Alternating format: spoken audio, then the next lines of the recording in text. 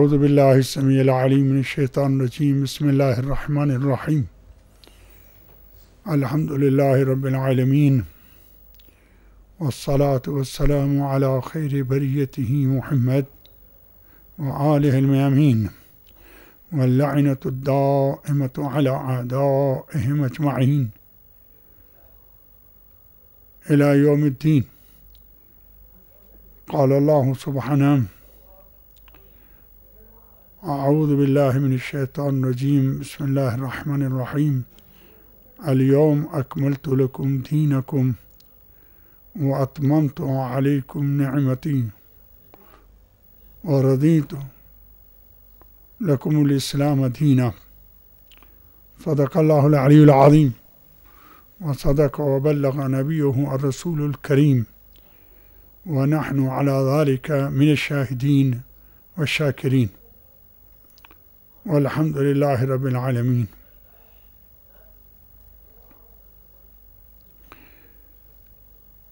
اس آیت کے شان نزول میں دو قول نقل کیے گئے ہیں. پہلا قول یہ ہے کہ یہ آیت حجۃ الوداع یعنی رسول کے آخری زندگی میں آخری حج کے ایام مکے میں نازل ہوئی.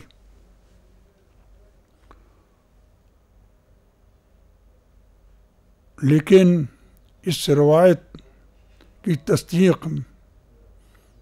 میں ہمیں کچھ توقف ہے اور اس کی وجہ یہ ہے کہ حج تشریعات اسلامی میں آخری تشریع نہیں تھی، تاکہ حج کے بعد یہ آیت اس لیے نازل ہو کہ حج کی تشریع کے بعد، حج کے فرض کرنے کے بعد اسلام کے سارے احکام دنیا تک پہنچ گئے ہیں. حج اس آیت کے نازل ہونے سے پہلے واجب تھا. آیات جو وجوب حج پہ دلالت کرتی ہیں وہ قرآن میں موجود ہے، اس آیت سے پہلے نازل ہوئی، اور رسول اسلام حج کے لیے، حج کے قصد سے، حج کے ارادے سے حجۃ الوداع سے پہلے بھی مکہ کی طرف گئے تھے، اگرچہ ان کو اس سال حج کرنے کی مشرکین نے اجازت نہیں دی تھی. یہ کہنا کہ یہ آیت دلالت کرتی ہے کہ حج وداع کے بعد تمام اسلامی احکام دنیا تک پہنچ گئے تھے، یہ قابل قبول نہیں ہے. اور دوسری روایت جو ہماری شیعوں کی کتابوں میں ہے اور ان کو علماء سنہ میں سے حسکانی نے بھی اس کو نقل کیا ہے، وہ یہ کہ یہ آیت غدیر خم پہ نازل ہوئی جب خداوند عالم نے پیغمبر کو حکم دیا کہ وہ امیر المومنین علی علیہ السلام کی ولایت اور خلافت بلا فصل کا اعلان فرمائیں، اور آپ نے لوگوں کو جمع کیا اور وہاں پہ ممبر پہ جا کر، جو اونٹوں کے پلانوں کا ممبر بنایا گیا تھا، ممبر پہ جا کے آپ نے لوگوں کے سامنے وعدے فرمایا کہ جس طرح رسول خدا کے بعد دنیا کا آقا اور واجب و اطاعت معصوم ہے، اسی طرح علی بن ابی طالب علیہ السلام بھی رسول کے بعد بلا فصل واجب الاطاعت اور واجب احترام اور واجب تقدیر ہیں، اور آپ کے ہاتھ کو پکڑ کر بلند فرمایا اور فرمایا من کنت مولاہ فہذا علی مولاہ۔ جب یہ اعلان ہو چکا تو یہ آیت نازل ہوئی الیوم اکملت لکم دینکم واتممت علیکم نعمتی ورضیت لکم الاسلام دینا۔ اور اس آیت کے نازل ہونے کے بعد رسول اسلام نے خدا کی حمد اور شکر کی ادا کیا کہ خداوند عالم نے جس کام کے لیے اس کو دنیا میں نبی بنا کے بھیجا تھا اس نے وہ پورا کر دیا۔ اس نے تمام احکام کی تبلیغ کا فریضہ انجام دیا اور وہ کام کر دیا کہ جس کے برکت سے اسلام کی بقا اور اس کی صلاحیتیں استمرار ثابت ہو جاتی ہے۔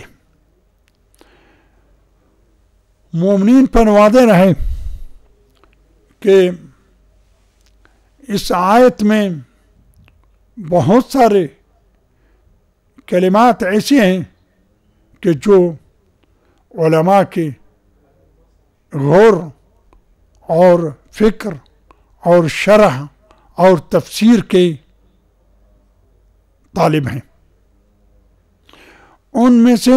ہم دو کلموں کی طرف اس مختصر وقت میں اشارہ کرتے ہیں۔ نمبر 1، اکملت لکم دینکم، دین کو کامل کیا گیا۔ وَأَتْمَمْتُ، دوسرا کلمہ وَأَتْمَمْتُ عَلَيْكُمْ نِعْمَتِي، نعمتوں کو پورا کیا گیا۔ عربی زبان میں اگرچہ کبھی کبھی لفظ اکمال اور لفظ اتمام دونوں ایک دوسرے کی جگہ پہ استعمال ہوتے ہیں، لیکن اس کے استعمالات کے مضامین میں فکر اور تعمل کے بعد انسان عربی زبان کے قواعد کی روشنی میں اس نتیجے تک پہنچتا ہے کہ اگر کسی چیز کے عدد میں کمی ہو تو اس کمی کو پورا کرنے کو اتمام کہا جاتا ہے۔ جیسے میرا پورا قرض ادا کرو، یعنی تمام قرض ادا کرو، یعنی اس میں سے کچھ بھی آپ نہ روکو، کہ انسان قرض لینے والے کو کہتا ہے۔ نماز کو اتمام کرو، یعنی اس کے پورے اجزاء اور ارکان کو بجا لاؤ۔ اور اکمال جو ہے وہ کیفیت میں اگر کوئی نقص ہو تو اس نقص کو پورا کیا جائے تو اس کو اکمال کہا جاتا ہے۔ فرض کیجئے کوئی انسان مریض ہو تو وہ اس کی مرض کو دور کرنے سے انسان کامل ہوتا ہے، نہ کہ پورا ہوتا ہے۔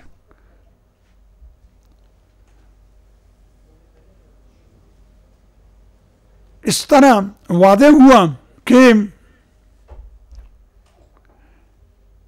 اکمال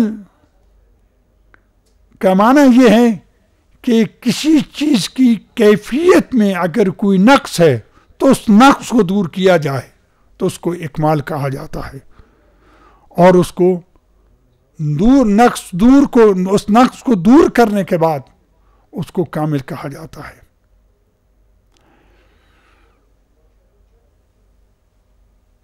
اس مختصر سی تمہید کے بعد ہم آیت میں غور کریں تو معلوم ہوتا ہے کہ خداوند عالم نے اس آیت کو اس جگہ پہ نازل کیا کہ جب خدا کی نعمتوں میں نعمتوں کے عدد میں جو کمی تھی اس کو پورا کیا گیا ہے، اور دین اسلام کی بقا میں خداوند عالم وہ کام انجام دے کہ جس سے دین کی حیثیت اور اس کی صفت میں نقص نہ رہے، اس کی کیفیت میں نقص نہ رہے، تو اس کو کمال کہا جائے گا، دین کامل ہو گیا۔ تو اس سے پتہ چلا کہ وہ کام جو رسول اسلام نے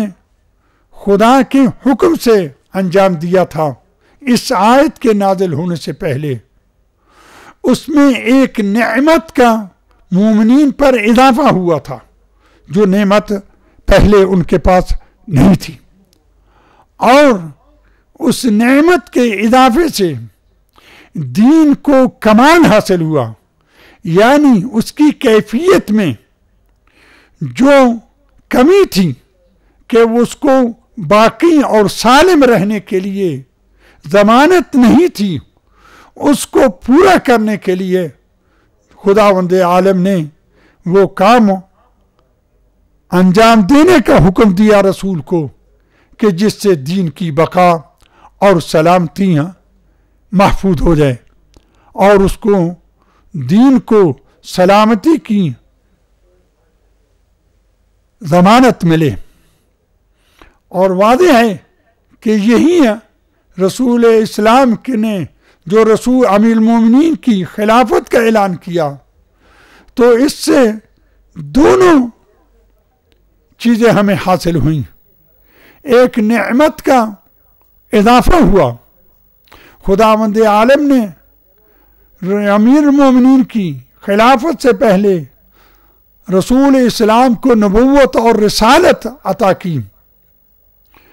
جس کو خداوند عالم نے نعمت شمار کیا ہے قرآن میں، کہ جس سے یہ ظاہر ہوتا ہے کہ خداوند عالم نے رسول کی نبوت کو ہمارے لیے نعمت قرار دیا، اور امیر المومنین کی ولایت ایک اضافہ تھا، ایک نعمت اضافی تھی جو لوگوں کے سامنے ظاہر نہیں تھی۔ اس کو جب خدا نے حکم دیا کہ اس کو ظاہر کرو، اس کا اعلان کرو، تو نعمت میں اضافہ ہوا، نعمت کے عدد میں اضافہ ہوا۔ اس لیے خداوند عالم اتممت علیکم نعمتی کا لفظ استعمال کیا، اور کیونکہ امیر المومنین اور اس کے بعد آنے والے اماموں کی برکت اور زحمت سے اسلام کی بقا ہے، اس لیے اس عمل کو دین کے لیے کمال اور اس کے ضائع نہ ہونے کی ضمانت سمجھا جائے گا۔ اس لیے خداوند عالم نے فرمایا الیوم اکملت لکم دینکم، یعنی تمہارے دین میں بقا کی ضمانت حاصل پیدا ہوئی اور تمہارے لیے نعمتوں کا اضافہ ہوا۔ میں نجف اشرف سے امیر المومنین علیہ السلام کی وادی سے تمام شیعان حضرات کو جہاں کہیں بھی ہوں عید غدیر کے بارے میں مبارکباد پیش کرتا ہوں اور دعا کرتا ہوں کہ خداوند عالم مسلمانوں کو باہم اتحاد و اتفاق سے زندگی بسر کرنے کی توفیق عطا فرمائے، اور ان کو اپنے خون و جان و مال کیاں حفاظت کیاں توفیق عطا فرمائے، اور ہمارے امام زمانہ کا ظہور جلدی فرمائے